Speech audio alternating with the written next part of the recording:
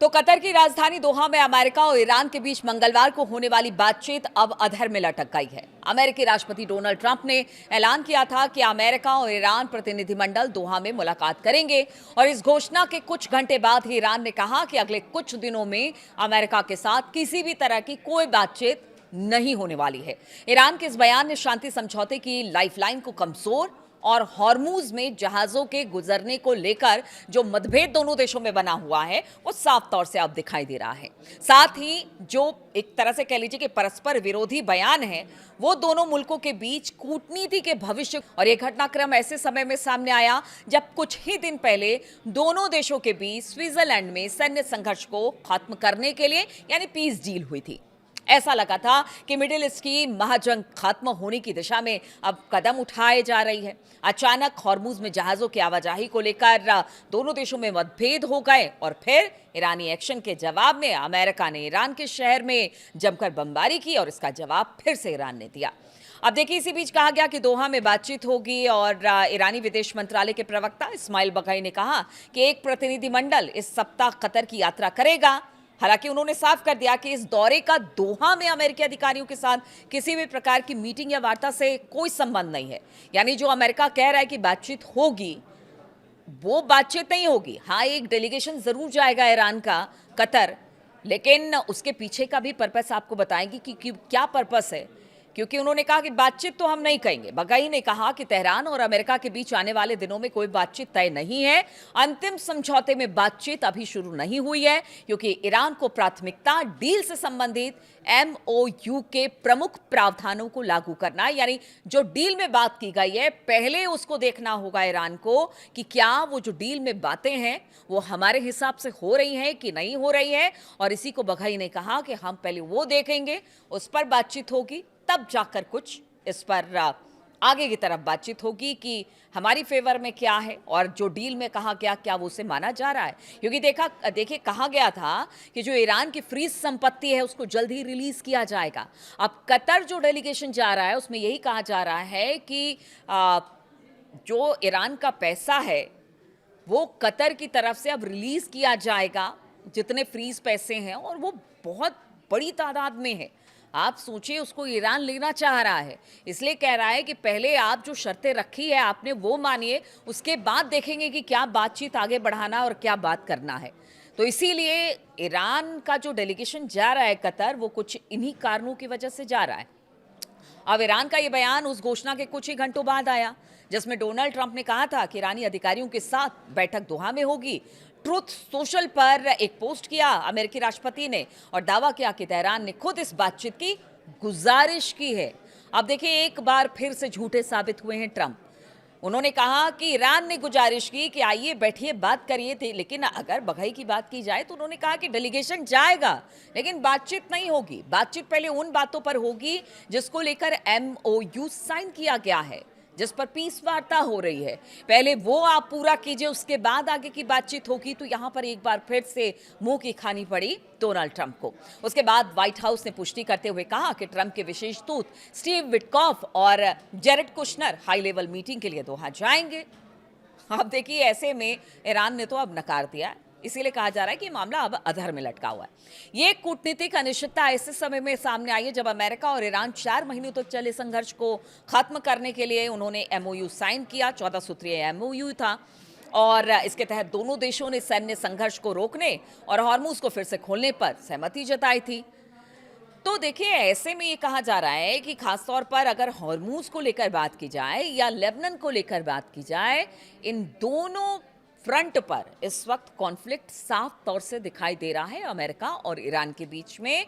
और देखिए, बार बार अमेरिका कह रहा है कि पहले तो वो हमला करता है, फिर कुछ ना कुछ कारण देता है। जब ईरान कुछ कहता है तो कहता है कि ईरान चाह रहा है कि हम बातचीत करें।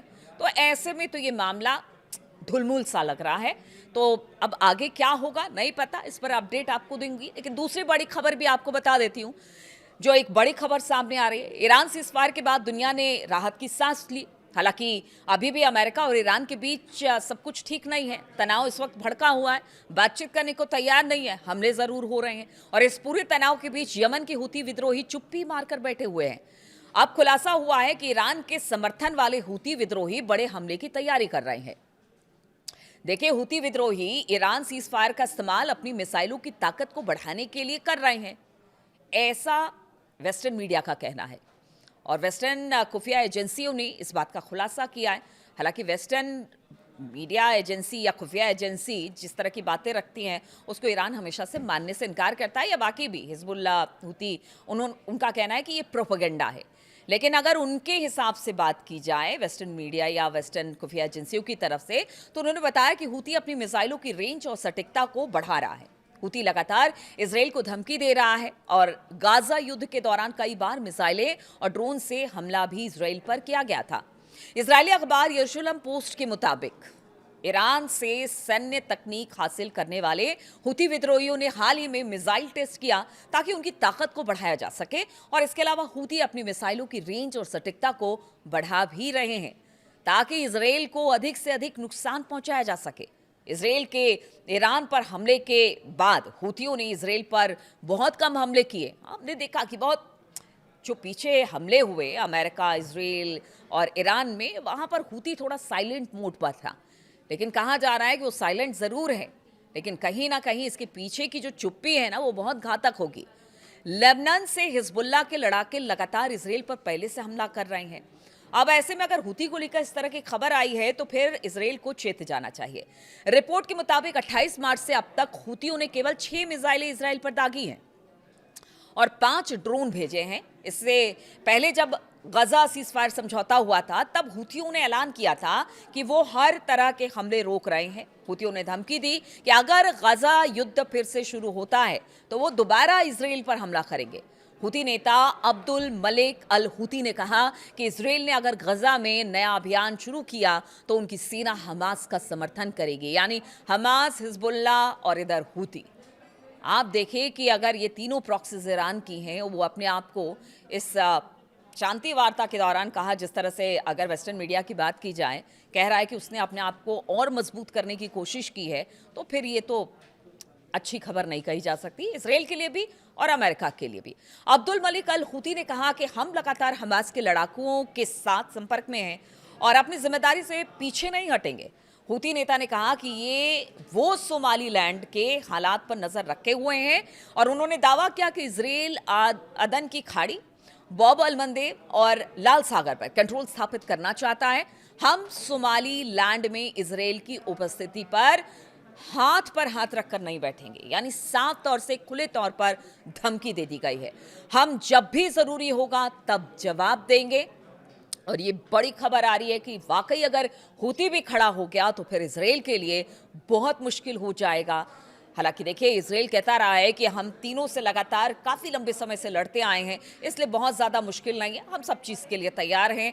लेकिन आप देखिए, अगर ये तीनों प्रॉक्सीज और ईरान अगर सब मिल जाते हैं, ताकत अगर इनकी डबल होती है, ट्रिपल होती है, तो फिर ये इसराइल के लिए अच्छी खबर नहीं है। और अमेरिका की शह पर इसराइल जिस तरह से आगे बढ़ रहा है, अमेरिका के लिए भी अच्छी खबर नहीं है। अब तीसरी बड़ी खबर आपको बता देते हैं। ईरान के अयतुल्ला सैयद मुस्तफा खामनेई ने भारतीय प्रधानमंत्री की ईद उल अजहा की शुभकामनाओं के लिए उनका आभार व्यक्त किया है और ये पहली बार है जब ईरान के नए सुप्रीम लीडर ने भारत को लेकर कुछ कहा है। उन्होंने लिखा कि भारत गणराज्य के माननीय प्रधानमंत्री नरेंद्र मोदी जी, मुझे ईद उल अजहा के मुबारक मौके पर आपका बधाई संदेश मिला। मैं इसके लिए आपका तहे दिल से शुक्रिया अदा करता हूं और आपको भी बधाई देता हूं। उन्होंने आगे लिखा कि मुझे पूरा भरोसा है कि आपसे सम्मान और साझे हितों पर टिकी हमारे दोनों देशों की ऐतिहासिक दोस्ती हमारी सरकारों की कोशिशों से और मजबूत होगी और इसका दायरा बढ़ेगा।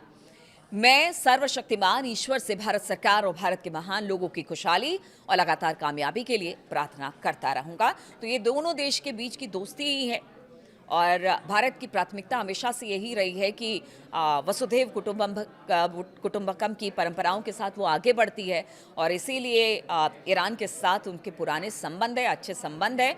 और अब मुस्तफा खामनेई ने भी प्रधानमंत्री को ईद उल अज़हा के मौके पर जो शुभकामना संदेश उन्होंने भेजा, उसके लिए उन्होंने शुक्रिया अदा किया। तो ये कुछ खबरें थी जो कि मिडिल ईस्ट, खाड़ी देशों से निकलकर सामने आई। ईरान और अमेरिका में क्या कुछ हो रहा है, ये निकलकर सामने आई है। आगे भी इस तरह के तमाम अपडेट्स आपके लिए लेकर आती रहूंगी। लेकिन ये वीडियो आपको कैसा लगा कमेंट करके ज़रूर बताइए और अपनी राय ज़रूर रखें। इंतज़ार रहता है। बहुत बहुत शुक्रिया मेरे साथ इस वीडियो में शामिल होने के लिए।